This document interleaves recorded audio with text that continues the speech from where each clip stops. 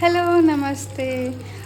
ಈ ವೀಕೆಂಡ್ ನೀವು ಝಟ್ಕೆ ಪಟ್ ಮನೆ ಒಳಗೆ ಏನಾದರೂ ರೆಸ್ಟೋರೆಂಟ್ ಸ್ಟೈಲ್ ಚಿಕನ್ ಸ್ಟಾರ್ಟರ್ ಮಾಡ್ಬೇಕಂತ ಅಂದ್ಕೊಂಡಿದ್ರಿ ಅಂದ್ರೆ ಈ ರೆಸಿಪಿನ ಒಂದ್ಸತ ನೋಡಿರಿ. ಶೋರ್ ನಿಮ್ಗೆ ಸೇರ್ತೈತಿ. ನೀವು ಟ್ರೈ ಮಾಡಿದ್ರಿ ಅಂದ್ರೆ ಮಸ್ತ್ ಆಗ್ತೈತಿ. ಏನೂ ಇಲ್ಲ, ಸಿಂಪಲ್ ರೆಸಿಪಿ.